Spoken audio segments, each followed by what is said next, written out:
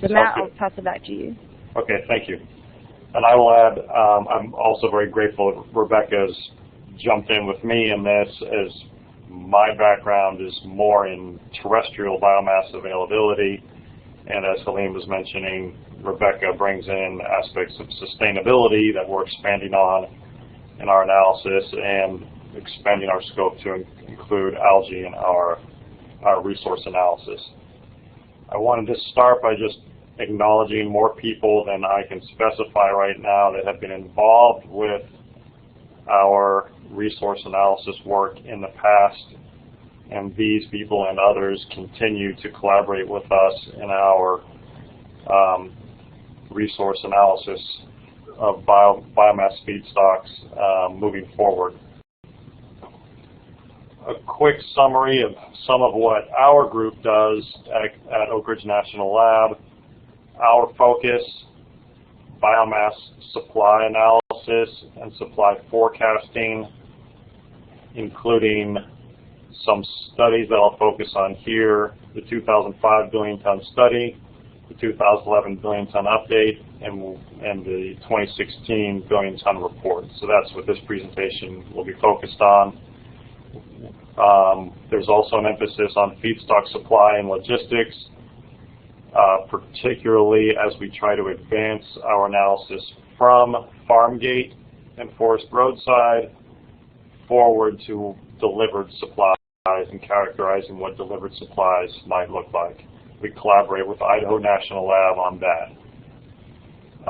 Various aspects of sustainability, defining and measuring sustainability and accounting for aspects of sustainability in our research. We collaborate with the National Renewable Energy Lab and Argonne National Lab on sustainability. Various aspects of biochemical and thermochemical conversion, fire standards and codes, strategic analyses, cook stoves, carbon fiber, among other things. So a quick outline of what we'll try to go over today. The motivation behind our resource analysis work, a review of DOE-funded national biomass resource assessments to date, particularly a review of results from the previous 2011 billion ton update, kind of a summary of results from the 2011 update as kind of a segue to a preview of things to come. So barring results, as the analysis is still largely in progress and definitely hasn't been reviewed yet, but just kind of a preview of things to come. And before I forget,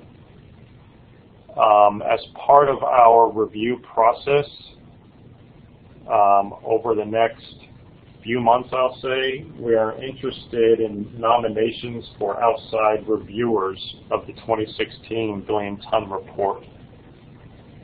So if you have any potential nominations to make, looking for expertise in resource assessment, inventory biometrics, modeling, probably others in the community. It's a little bit difficult maybe because this is in some ways kind of an esoteric field, so it seems like everyone's either, most people in the field it seems like might be a contributor, so it is difficult a little bit to come up with external reviewers. So definitely please let us know if you think of anyone who could help us out with that. I include the link to the bioenergykdf.net where you can refer for our a lot of our research and county level results from the 2011 billion ton report. Yeah, and that KDF is the knowledge discovery framework. Yeah, it's a website where you can get information. Thank you. Yep. Okay, so some motivation behind this resource analysis. From DOE's perspective, we're interested in a national strategy of renewable energy. So from that perspective, we're interested in some large amount of potentially available and definitely sustainably available biomass. So the goal of this project is to provide timely and credible estimates of feedstock supplies, and hopefully this analysis can support inform strategies to realize a bioeconomy vision, hopefully inform state and national policies of renewable energy and strategies to realize those policies, and inform other research areas in bioenergy and biofuels, for example, sustainability and logistics and conversion. And a little bit more on the motivation. Feedstocks, if you look at, say if your target is a $3 per gallon minimum ethanol selling price, it's expected that feedstock would probably comprise about a third of that $3 per gallon cost. So long and short, feedstock makes a big chunk of the total cost of the final product, and also the price of feedstock that a biorefinery might have to pay introduces a lot of variability in their final product. So in other words, if you're looking at feedstock, say from a range of delivered, $60 delivered, or $80 delivered, or $100 delivered, that introduces a lot of variability in the cost of your biofuel and associated risk with that variability. So some history, previous reports, the 2005 billion ton study was a technical assessment of potential supply, and this report identified the potential availability of over 1 billion tons, which could potentially displace approximately a third of U.S. petroleum consumption. So this is really an assessment of physical availability, and it kind of begged the question, well, what would it cost to mobilize that potential supply, which spurred the 2011 billion ton update. And that report focused on the potential economic availability of feedstocks, kind of simulating potential markets over the next 20 years and seeing what quantity of feedstock that could supply. Again, generally concluding, as we'll see in a moment here, that at the right price you could procure about 1 billion tons of biomass, depending on your market scenario and assumptions. And with that 2011 report, with that simulation, basically it's a market simulation seeing how producers might respond to price, with simulations solving at the county level. So we have county level data of our simulations available through the bioenergy knowledge discovery framework, bioenergy KDF.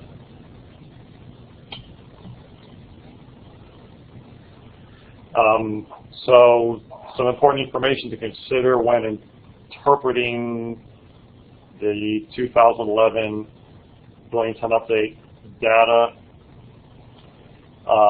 It is a resource assessment, not a demand estimate. So in other words, we introduce market prices and seeing how producers, again, could respond to those market prices. The 2011 report excluded algal feedstocks. Basically, at that time, there wasn't enough information available for a national resource assessment. We're adding that to our next report and adding a national assessment of algal feedstocks. We're finding it to be challenging, and we'll talk a little bit about some strategies that we're doing with that. 2011 report included major feedstocks, residues, agricultural residues, dedicated biomass crops, and forest residues and forest thinnings. Important to consider for the 2011 report was that the analysis stopped at the farm gate for agricultural resources and forest roadside in the case of forest resources. And this is a significant disclaimer, so basically, for the next few points on that list, the analysis stops at the farm gate. So we don't specify an end use, we don't target a specific specification, we don't include costs delivered, we don't include haul costs in the 2011 report, and hopefully a major contribution that we'll see in the 2016 billion ton report would be an assessment of potential supplies delivered to potential biorefinery locations. So we'll introduce that in a few moments. So a quick summary of results from the 2011 report, where the blue is forest land resources currently used, the red is potential additional logging residues and thinnings that could be available under a market of $60 a ton.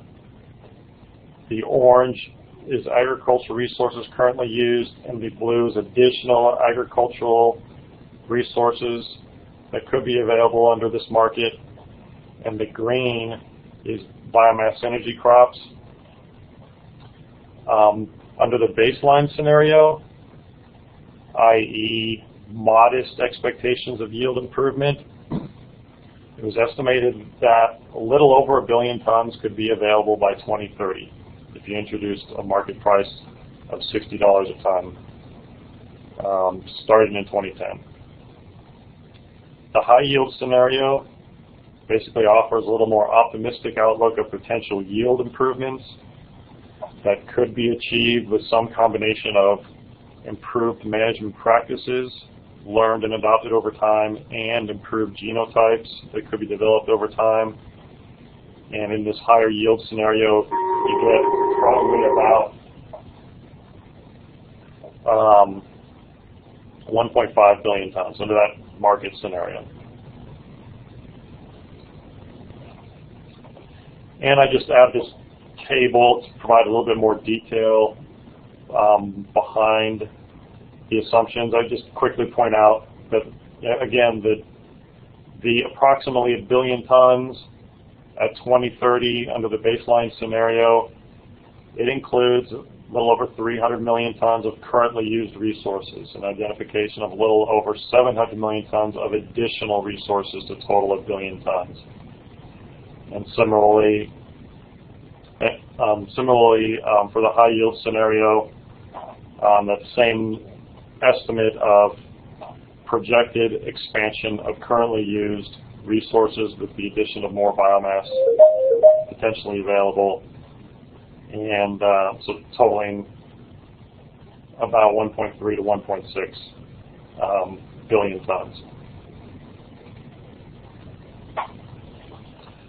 And as a quick comparison between the 2011 update and the original 2005 billion ton study, blue forest resources, red agricultural resources, and green energy crops.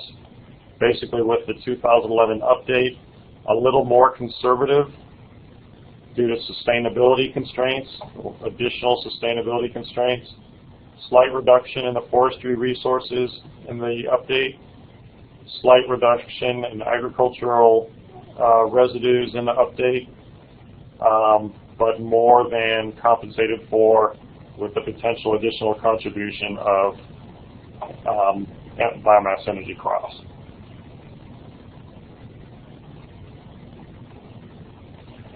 So just an example of the data that's available on the bioenergy knowledge discovery framework that you can get at bioenergykdf.net.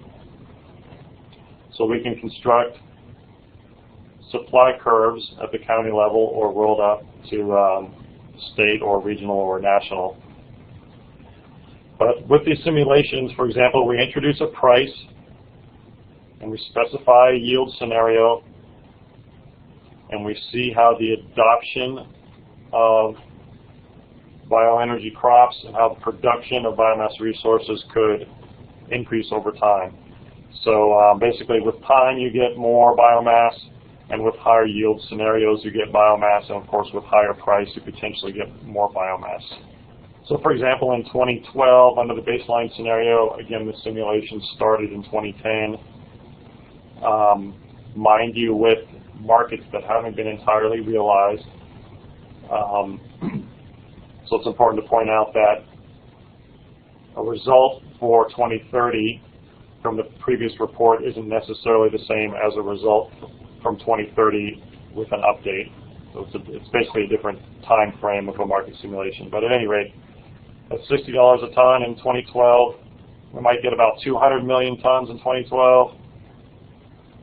And this is total ag and forestry together. In 2017, at $60, so advancing to 2017, a little over 300 million tons. So this dot kind of shifts outward. And 2022, that same scenario and same price, a little over 500,000 tons. And if you advance to this higher yield scenario, approaching 1 billion tons already in 2022. I had a question maybe that will help clarify something that you mentioned earlier. For the yield sensitivity analysis, is there also an efficiency sensitivity analysis, including high and low greenhouse gas emission scenarios?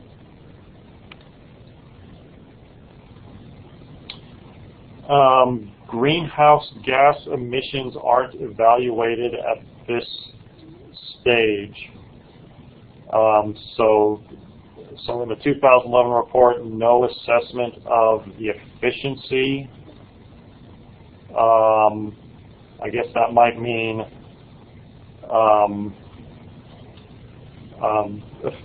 GHG efficiency of a ton of biomass, if I understand correctly, or of its subsequent biofuels product.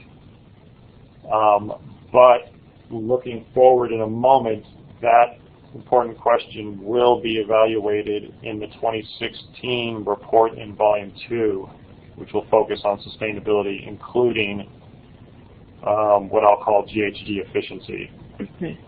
Not sure if that answers the question. But basically not evaluated. And I guess just one more before we move on. Does the DOE have estimates for current bioenergy crop production in acreage or mass yield?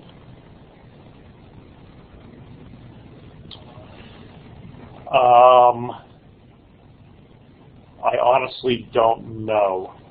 I would have to look into that. I see there are participants on from DOE who might have a better idea than I do. But maybe we can take that question down and circle back. Let's move forward. Thank you.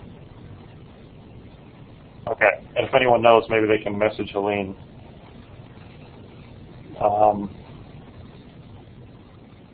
Okay.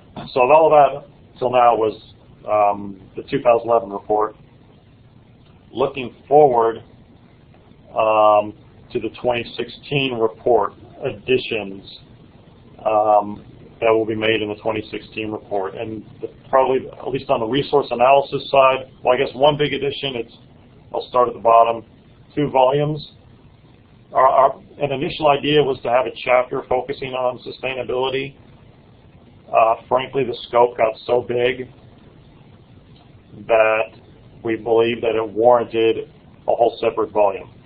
So to the previous question about GHG efficiency, Rebecca in a few minutes will give an overview of the Volume 2.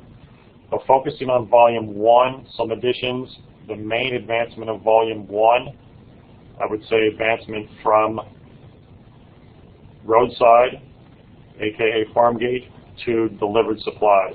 And that's a big challenge to do a national resource assessment and try to consider how local supplies and local transportation options will affect delivered supplies. But it was a clear need, and we're trying to do that in the 2016 Volume 10 report. I think another benefit will be additional sensitivity analyses. I think I have an example in here to try to better understand sources of variability in our analysis. Interactive visualization, basically we're using Tableau, which offers some really neat options to make, hopefully allow the user to better understand the data and allow the user to better access the data and use the data for specific regions and states and that sort of thing. Maybe we'll see an example in a moment. Some additional crops. So whereas previously perennial grasses were all rolled up as one, the 2016 report will have perennial grasses disaggregated into switchgrass, miscanthus, and energy cane. Coppice species will be disaggregated into willow and eucalyptus. Single stem short rotation woody crops will be disaggregated into poplars and pines. Basically more specifics on the energy crops.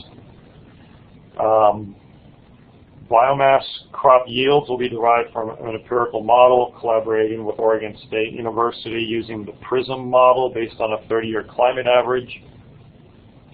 A big step forward on the forestry side is the development of a forestry module in Polysys. I noted that most of the participants are interested in the forest resource aspect, and that's still a work in progress, but at least I'll try to give an overview of what's coming in forestry.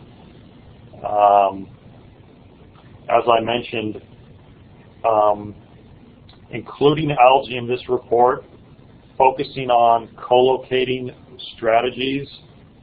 In other words, producing algae, say, with an ethanol plant that has waste CO2 or waste heat or waste effluent, or producing algae co-located with, say, a power plant that has waste CO2 that could be utilized to fertilize algae production systems, and as I've mentioned, 2 volumes. This next slide, I'll just leave it with you, but it's more detailed mostly on what I just said, except also note that in the 2016 report, the timeline will be advanced to 2040. And also note that one of the inputs to our analysis, the USDA baseline projection, will be advanced from the 2010 projection to the 2015 projection. So just this table for more comparison between the 3 reports for those who might be interested. So on the forestry, where probably a lot of you are more interested, just an idea of what's coming. An advancement that we're working on for the 2016 report is a resource assessment that accounts for dynamic stand inventory in the resource analysis. In other words, rather than just an average across forest land types, accounting for forest inventory and analysis from USDA Forest Service derived some more specifics on stand age class distribution and coupling that with potential market scenarios and trying to better understand how things like stand age class distribution and future market scenarios could influence a future stream of potential biomass resources. And this is a little bit out of my scope, and there are others focused on this who know a lot more about this than I do. So in particular, Ken Skog and Karen Apt and others using the U.S. Forest Products Module and the Global Forest Products Module. So to account for how, if I understand correctly, how changes in things like housing starts, growth in bioenergy demand, growth in external demand for things like pellets, silvicultural management intensity, paper and paperboard demand, how these sorts of things can influence future potential demand, and how these demands can influence local supplies using the sub-regional timber supply model run by Bob App at NC State, and also taking a national perspective using the Forest Sustainable and Economic Model, or FORSEAM, to develop supply curves of potential forest resources nationally, coming from Bert English at the University of Tennessee. So this is still a work in progress, but we're trying to do a more robust and more complete and more accurate assessment of our forest resources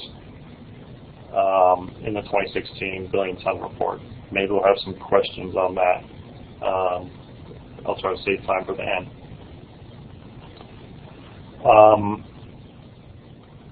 So that was on the forest resources. Looking at the agricultural resources, maybe more detail here than we need, but I've already covered some of this, but I'll just point out, in general, looking to be a little more specific where useful and a little more conservative on some of our assumptions, where we think that it's relevant. For example, one of our assumptions is in the category of pasture intensification. In our modeling, we allow for biomass crops to be developed on pasture land under the assumption that that lost forage production can be offset by management-intensive grazing and pasture intensification. Previously, it was assumed that 1 acre of management-intensive grazing could compensate for 1 acre lost or 1 acre converted to, say, switchgrass. Maybe that was too conservative, too, I guess, lax of an assumption. So now we are assuming that it would take rather 1.5 acres or a little more land to make up for that lost forage. Previously, it was assumed that immediately, or in the near term rather, after realizing sustainability retention coefficients for crop residues, that crop residues were generally operationally available. Now working with Idaho National Lab, recognizing the near-term challenges of indeed harvesting a portion of a field that might be where say stover removal is indeed sustainable. A more conservative assumption that only 50% of sustainable residues are assumed operationally available in the near term, and allowing for a ramp up with technological innovation to capture more of that sustainably available resource. Some more details in there that we could refer to later if needed. Generally, on the agricultural to the farmgate side, we're looking to update our assessment. Like I mentioned, maybe apply some more conservative assumptions where necessary, and basically rerun our farmgate analysis based on the 2015 USDA baseline projection. Quick taxonomy on our forest land resources. We have energy crops and crop residues.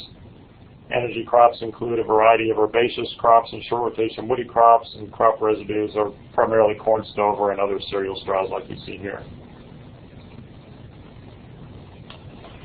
So we've been introducing this concept of what mix of resources might be potentially available, and what might a least cost mix of resources look like, and what might be potentially available. So in other words, probably our low-hanging fruit resources might be some mix of logging residues initially and agricultural residues like corn stover, where each step in this case indicates a marginal price or what you might have to pay for another ton of biomass, again, at the farm gate or roadside. And as you get into more and more expensive resources, then you start to get into dedicated biomass crops like switchgrass or short rotation woody crops or forest thinnings that might be more expensive. And I think it's important to point out that if you offer, say, $60, not all of that feedstock costs $60, so there's some average price that one could point to as well as the marginal price with that feedstock. But again, this is a national assessment, and when you think about it, maybe this supply curve doesn't make sense when you have to add transportation cost. So I think an advancement of the BT16, the 2016 billion ton report, will be, what does the supply curve look like delivered? Because you can't just apply this concept nationally, right? You have to think about what a local transportation network might mean, and basically how you characterize the local availability of biomass resources. Before I go there, again, at the farm gate, I mentioned enhanced visualization. So the idea is that users could select areas of interest, and basically there's a lot of interactive data potential that Tableau offers to make the data more accessible. So I mentioned this challenge of quantifying the economic availability of delivered supplies. So that, for the BT16, a little bit of a preview, we're looking at, again, like in the previous report, forest resources at the roadside, like the previous report, agricultural resources at the farm gate, and then a step forward, combining those resources in a delivered supply analysis to see what that supply might look like. So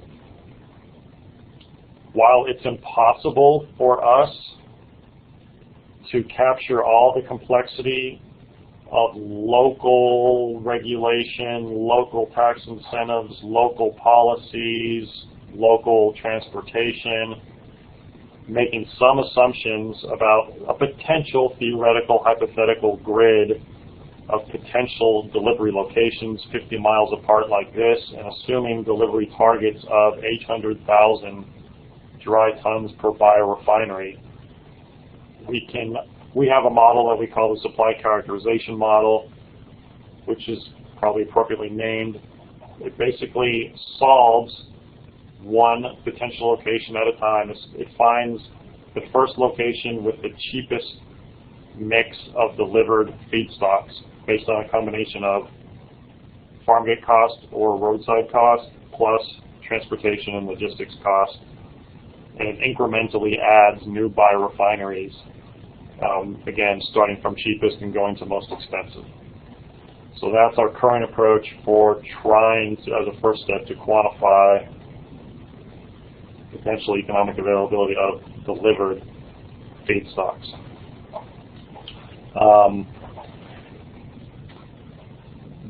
With the results from the characterization model, so rather than just having supply curves at the farm gate, again, we can have supply curves looking at various aspects of delivered supplies.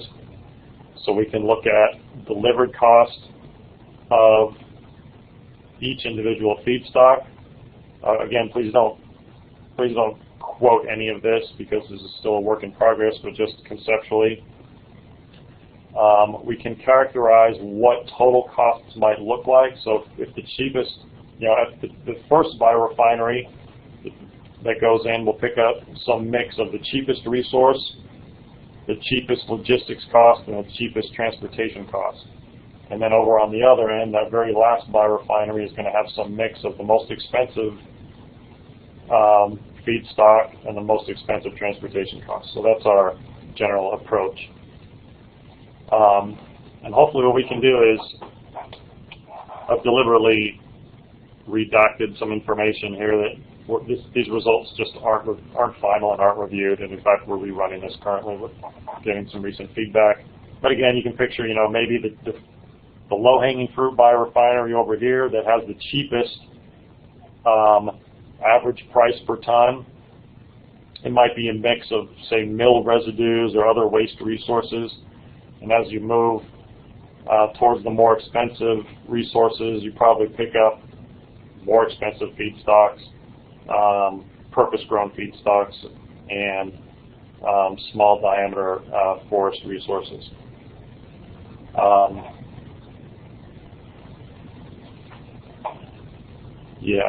I guess just to give a sense of how we can potentially characterize the feedstock mix that might go into potential biorefineries, and another aspect that you could look at is, like I mentioned, the prices associated with each of these biorefineries.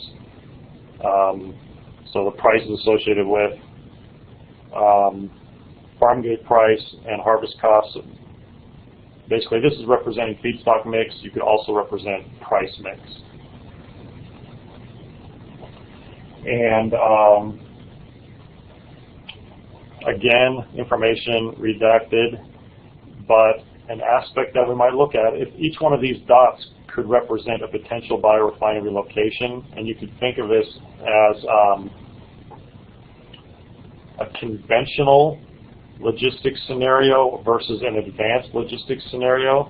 And just very briefly, one might expect that if you're in an area that's rich with lots of biomass resources, say you're in the southeast and there's just tons of logging residues, it's probably cheaper just to truck it in. Maybe it doesn't make sense to put it in a uniform format or pelletize it before you bring it in or something like that. So there's some delta here that maybe an advanced logistics system costs a little bit more money. Here we can start to evaluate how much more on a per ton basis does an advanced logistics system cost, say $5 or $10 or $20. And then on the flip side, there are real benefits that can be achieved with an advanced logistics system, of course. So there are probably advantages that come along with an advanced logistics system of uniformity of your feedstock, flowability, compensating for seasonality of resource availability, basically overall different ways that risk can be reduced with an advanced logistics system. So maybe indeed it is worth the extra X amount that it costs for an advanced system.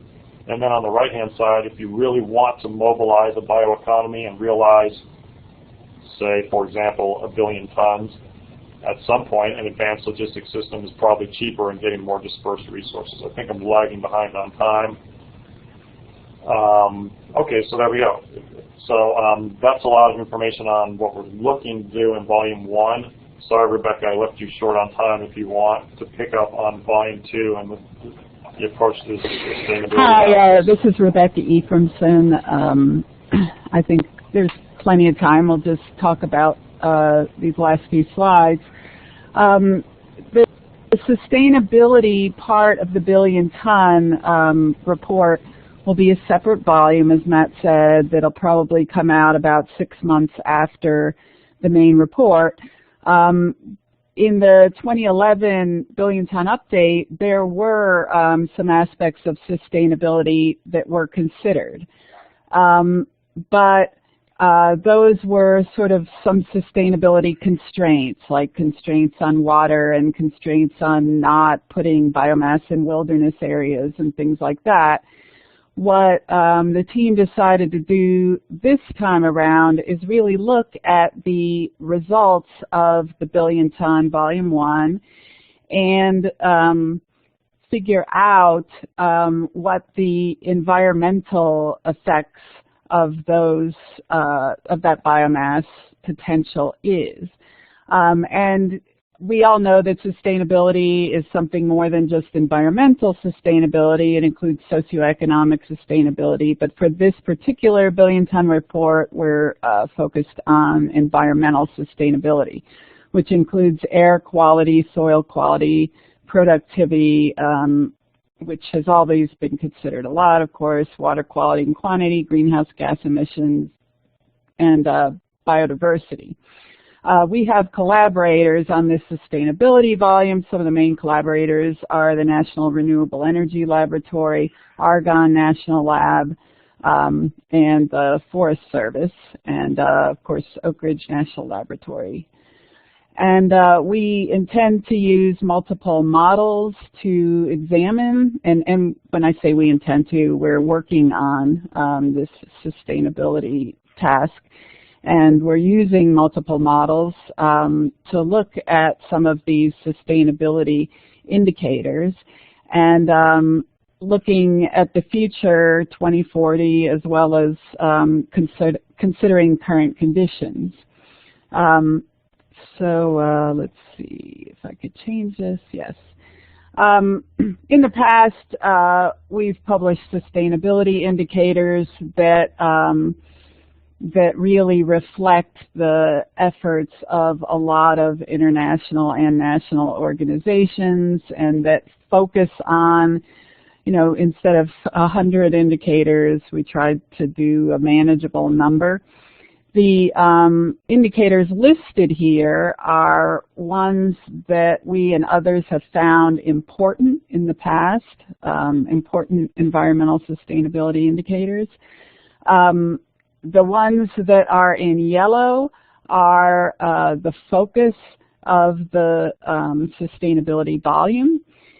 Though sometimes we find that things are being added, but this is our intention right now, is these particular indicators. There's one that's in lighter yellow.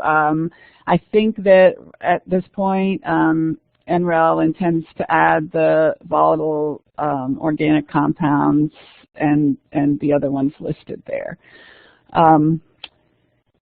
So I thought I'd also just mention, on one of the slides Matt showed, he showed that the scale of analysis has changed over the years that the billion ton was put together, with a focus now on county level analysis and results. However, it is possible if one gets unsatisfactory results, for example, at the county level, then some of the analyses we're doing will mitigate those projected effects by sort of moving biomass around within a county and then seeing if there's a different kind of result. So, so there will be some discussion and some quantitative analysis of mitigation in this report. Similarly, there will be some consideration of conservation practices as mitigation of any adverse effects. But this is not just an analysis of adverse effects, it's really showing also what some of the environmental benefits of growing biomass in particular regions are.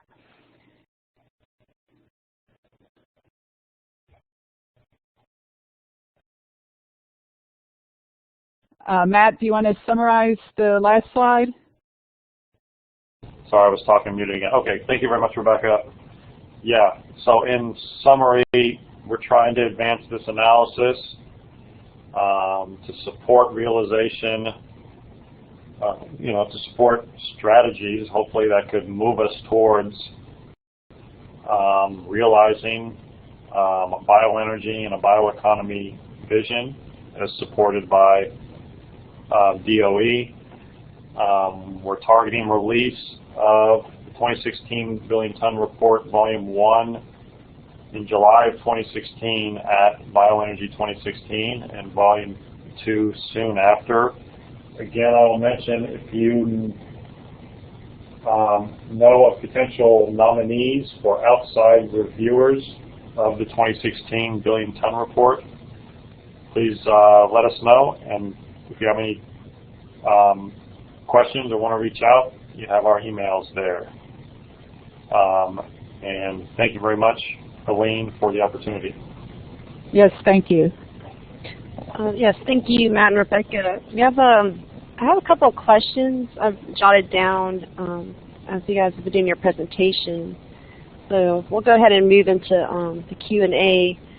I guess one question is maybe to clarify whether has there been any ground truthing from like maybe the prior estimates from the first original Billion Ton Report? I guess maybe logging residue potential? Has that been ground truth at all? I know like there wasn't as many bioenergy crops in the ground back then as there are now, but if by the original report it's meant the 2011 report, again, that report involved simulations of prices induced nationally starting in 2010. In other words, if it's a $60 simulation, then that means $60 were offered in all counties starting in 2010. And we haven't seen that market, at least not nationally. So it's a simulation of economic potential, not a prediction of what we will see. My personal view is I would like to hopefully inform strategies to realize the markets, realize the potential markets that we simulate. So really, in a large part, the demand is needed to realize supplies that we project as potentially available. So probably not ground truthing on the county level of potential supplies as simulated in our market simulations. Okay, great. And I guess the best estimate for maybe any kind of ground truthing would be FIA data as far as forest resources go. Is that correct? FIA data, that's an input to our modeling. So I'm not sure if I could really ground truth or not. Okay. I would say, ground truthing is a difficult thing for a hypothetical market simulation. Right. So I guess the next thing I wasn't clear about was you said $60 per dry ton. Is this delivered biomass price of $60? Is that how much of that was farmgate value, or is that just kind of a set target you were looking at for your modeling? Right. So what we've done is disaggregated, basically disaggregated our supplies and prices into potential marginal supplies at $10 price increments. So to answer the question, how much of a delivered price is a farmgate price or a roadside price? So potentially that first biorefinery that goes in will go into some location where you have logging residues available at maybe $30 a ton. But then as you move forward to less desirable locations, you'll get into then you'll get into dedicated feedstocks like switchgrass, where the farmgate price might be $60 a ton. So it depends on the biorefinery location, and it depends on the feedstocks around it. So it's not like there's one price, one farmgate price or one delivered price. It's this kind of continuum of farmgate price plus transportation price leading to an increasing continuum of total delivered price. Not sure if that answers the question. Okay. For one last, I guess, clarifying question on your supply characterization model. When I was looking at that, I think it was slide 32, it looked like a lot had to do with maybe possibly land value as far as the biomass potential being more in certain areas. I'm not sure if I'm correct on that. So the input to the supply characterization model is the output from polysys. So it's these farmgate prices or these additional potential farm gate supplies that might be available at additional market prices that lead into the supply characterization model. And it's probably worthy of a whole other presentation in and of itself. But I agree. Each individual models, yeah, I think you have like at least 10 different models that you're running for this report, or sustainability. Well, there are two main models. Well, yeah, you're right. You know, there are inputs to our assumptions, but there are two main models. There's the policy analysis system. Basically, there's this dynamic of you can stay close to your biorefinery and buy more expensive feedstock, and or you can go out further away and buy cheaper feedstock. So with our supply characterization model, we're trying to evaluate some potential optimum combination of the two to evaluate what delivered supplies might look like. I guess we're going to end there because we're actually running out of time. If there's any further questions, Matt and Rebecca, do you guys mind if folks email you those? Happy to, yes, please. Apologies for kind of the rushed overview and rushed responses. Probably a lot of the questions warrant a lot more detail, so please don't hesitate. Yeah, we're happy to answer questions. Okay, great. And the report you said will be released in, I guess, a couple months, is what you said, Matt? July?